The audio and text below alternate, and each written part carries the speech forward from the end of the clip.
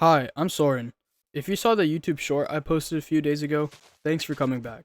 And if not, welcome to my channel. This channel is about me reading Reddit stories while playing on my Minecraft world. I use zero AI in my videos, and I'll only be giving my honest takes.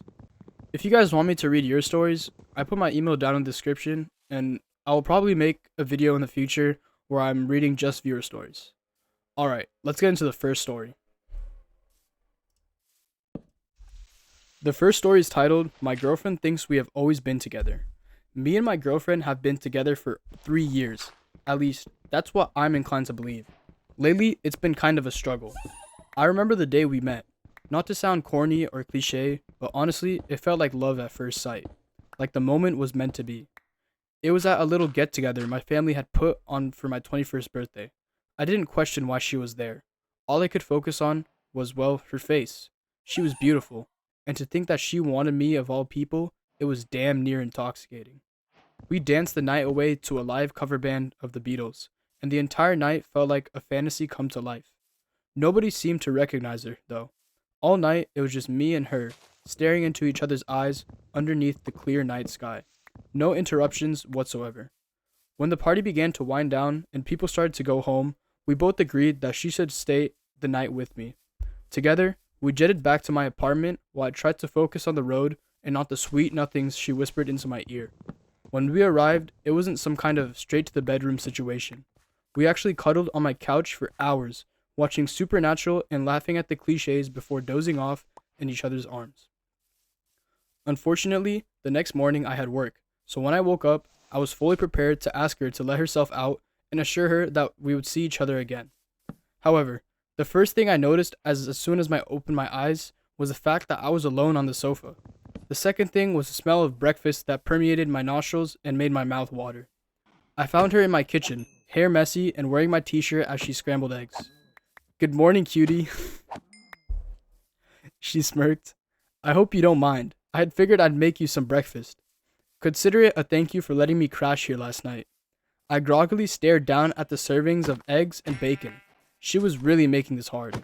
To my pleasure, though, once she handed me the plate and planted a kiss on my cheek, she was pretty much already out the door. Sorry, I don't want to be rude. I just have work, she announced hurriedly. I'll see you tonight. Before I could respond, she was gone, leaving me to quickly wash the dishes and rush out the door. Though we hadn't exchanged numbers yet, which, dumb, I know, at around lunchtime, my phone began to blow up with texts. How's your day going, honey? Working hard? What's for dinner tonight? At this point, I was starting to get a little freaked out. Not knowing what to do, I blocked the number. So much for love at first sight. I was clearly wrong. However, when new text started to appear from a new number, I knew that something was definitely wrong. Haha, did you block me? You silly goose. We're gonna be together forever. You can't get rid of me that easily. At this point, my heart was pounding. I responded firmly, but politely. Look, I had a really good time with you last night. I just don't think this is gonna work out. I wish you the best, and I hope you find the person for you. The texting bubbles popped up and stayed on the screen for a few minutes. Finally, a response came through. We can discuss this when you get home. Unfortunately, before I could reply to that insane remark, my boss walked by and I had put my phone away. The day went on, and by quitting time, I had received hundreds of texts from this newfound lover. I chose you. We are going to be together forever. Don't you remember? I'll always be here for you. Obviously psychotic, right? But what pushed it straight into horror movie territory wasn't the words. It was the images, the selfies. A photo of her in the back row at my high school graduation. A picture of me at the DMV as I was receiving my license.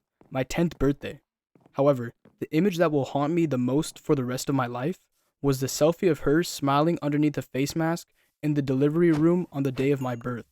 Her appearance hadn't changed once. She hadn't aged a day in 21 years. And as I stared in utter terror at what she had sent me, a new message appeared beneath the photos. We were meant to be. Wow, this story went from being really happy to really scary for the writer. I've heard about stories like these, really similar to this, about a dude who dates a girl and they're having a really good relationship, and suddenly the dude sees a lot of major red flags with his girl.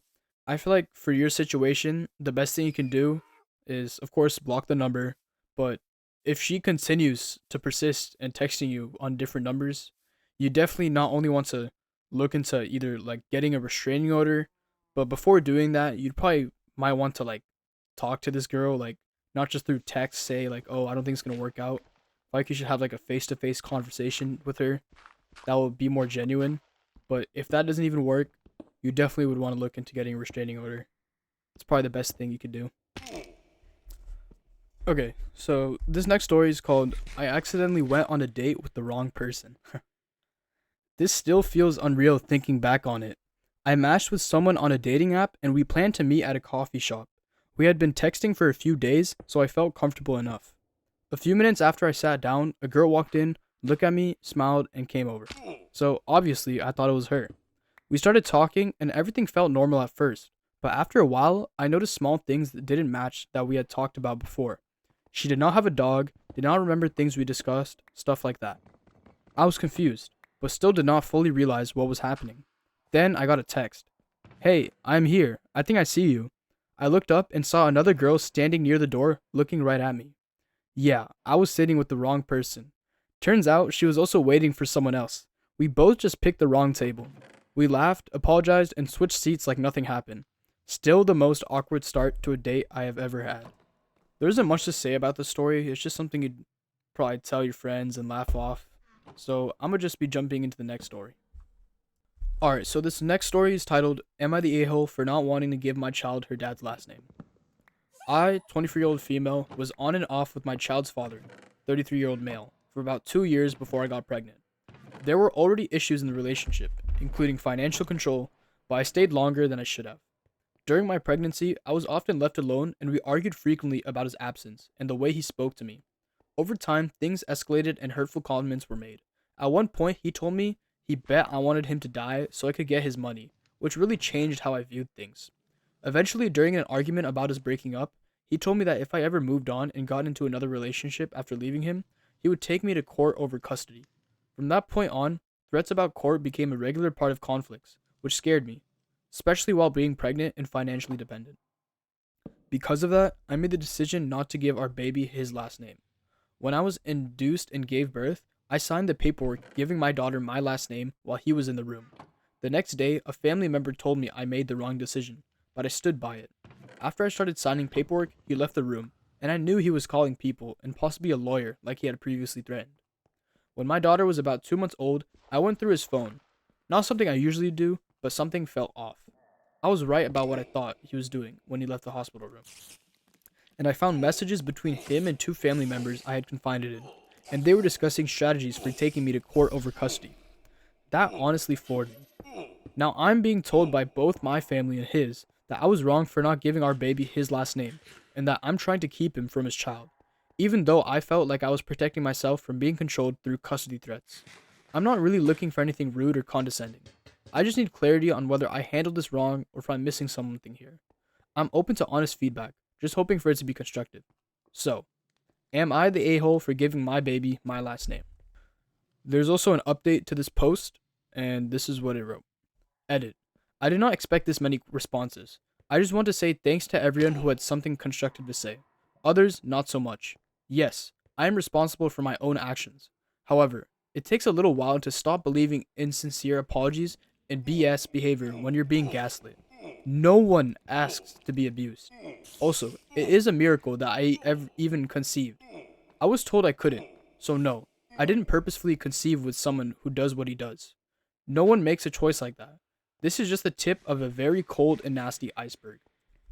Wow, this is a crazy situation, but you're not the a-hole in this situation at all for changing your baby's last name, because you were in a very vulnerable and state as well as trying to protect yourself from your husband. I would definitely advise for you to first cut off all of your husband's family members, because it seems like they're only siding with him and they're like supporting his behavior. I also believe that you should get a lawyer as well as get all the evidence you can. For example, those text messages you saw, so you could serve him with custody and child support. Since this situation would probably last for a while, you'd probably also want to figure out your financial situation and get your own income. And I wish you the best of luck. Okay, so the fourth and final story I'll be reading today is Would I be the a-hole if I hid a camera in my room without telling anybody? I'm in high school and go back and forth between my parents' houses each week. My dad recently got a new girlfriend, like a year ago or so, and he knows that me and my siblings are still not fond of her. I'm going to call her Betty to make things easier. Betty has a bad habit of going into my room when I'm at my mother's house. It doesn't bother me too much because most of the time it's just to open my window for fresh air or just to make sure I'm keeping my room clean. I've had my dad go through my stuff when I was in there before, which didn't bother me much again because he's my dad and is just making sure I'm not hiding anything bad. I have grown to not trust either one because of past experiences where they've touched something of mine, and when I notice that it was moved and bring it up to them, they lie and they say I'm just imagining it. I then decided to just get a hidden camera and set it up in my room so that I could just see what they're doing or if they move my stuff. They still don't know about the camera, but recently I watched as Betty came into my room and proceeded to look through my desk, my closet, my bookshelves, and my dresser. I'm not sure if she was looking for something in particular because I think she would have just called or texted me, or if she was just being nosy. Truly, I don't do drugs, drink, vape, I don't even date. At first, I thought she was just looking for a shirt or something that might have gotten mixed in my laundry. But with the desk and my bookshelves being looked through, that makes me believe she was just being nosy. I want to talk to my dad about setting better space boundaries between me and Betty, but I'm sure my dad would yell at me and or think I'm hiding something. Would I be the a-hole for getting upset about this and wanting it to change, or is this just a normal for parents and the people they're dating to do things like this? I feel like in this situation, the best thing you could probably do would just have to be to talk with your dad. It seems like that it's pretty annoying for you that like they're going through your stuff. So you're gonna want to have to say something for that to change. Otherwise, if you don't say anything, they'll just keep on doing it, and you like all you can do is just watch them through the cameras. I feel like in this situation, it doesn't make you necessarily the a-hole or your parents either, because it makes sense for you not wanting them to look through your stuff, like you have your own like private life, I guess, but it also makes sense for your parents to look through your stuff, like especially as a parent, they're trying to make sure that their kid is like not trying to hide anything or that they're being a good kid.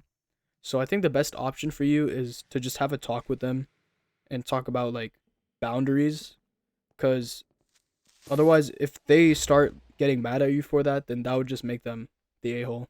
In this situation, you definitely want to stand your ground and state that you're not okay with this, but you also want to stay very neutral because if you come off as very like, emotional about it, then your dad would probably think that like you're hiding something or whatever. But as long as you stay calm and collected while talking with him, I believe that you would be able to like get your boundaries set and you wouldn't have to worry about it anymore. That's it for today, guys. If you want to see more Reddit stories, make sure you like and subscribe. And I'll be posting some YouTube shorts of some of my stories, so stay on the lookout for that. And yeah, thanks for watching.